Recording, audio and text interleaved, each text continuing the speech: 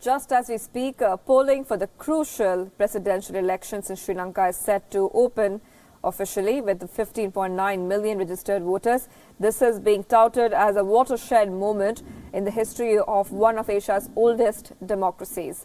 And this is an election like never before. Economy, national security, polarization on religious lines, unrealistic promises, even fake news. The election has ignited a variety of debates in the island nation. Let's break it down to a few questions. Now, who are the key contenders? There are two. Both come from political families. One is Gotabaya Rajapaksa and the other Sajith Premadasa. Gotabaya is a former defense secretary and the younger brother of former President Mahinda Rajapaksa. He belongs to the party called SLPP. He has had a controversial political career, accusations of human rights violations in the war against the LTT which he led in fact. Now, he has openly threatened the media in the past and he faces a corruption case, the full package as it were.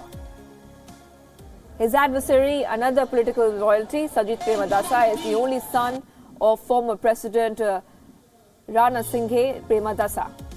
Sajith belongs to the United National Party and is the candidate for the UNF alliance. He is currently the housing minister.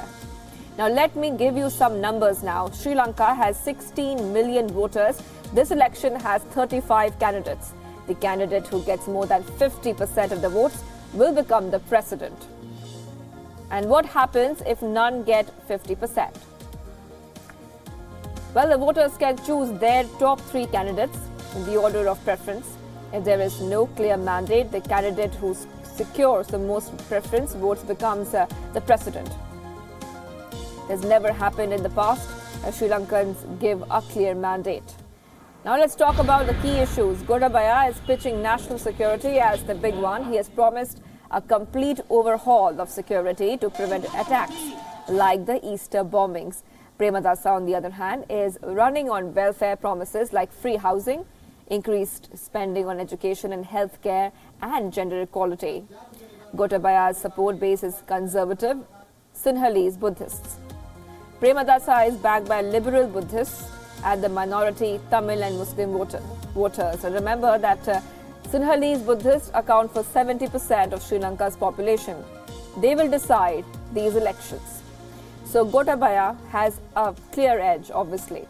Now, what's in it for India? Well, Indian Tamils account for over 4% of the Sri Lankan population. This is according to the 2011 census of Sri Lanka.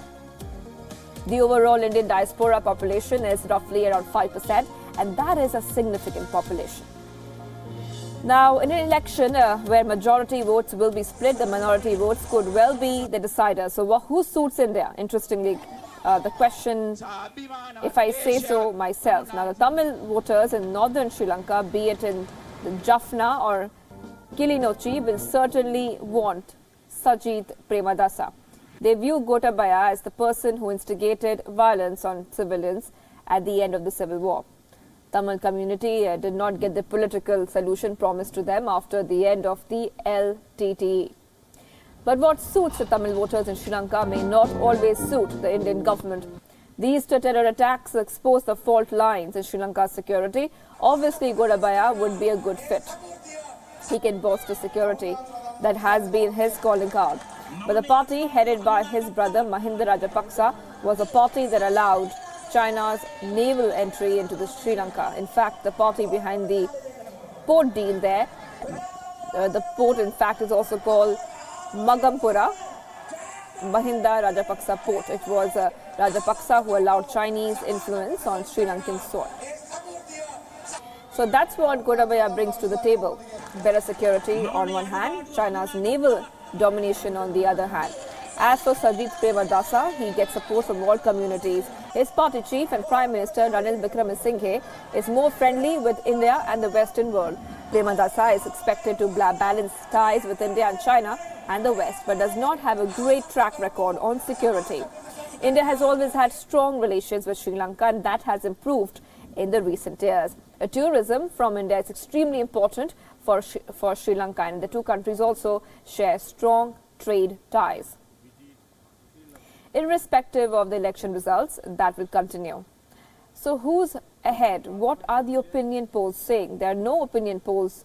Analysts say that it's a close election and Gotabaya has a clear advantage here. But Premadasa seems to be covered that with his welfare promises. It's a straight shootout. By Monday morning, we will know the result, and with it, the future of India's ocean strategy.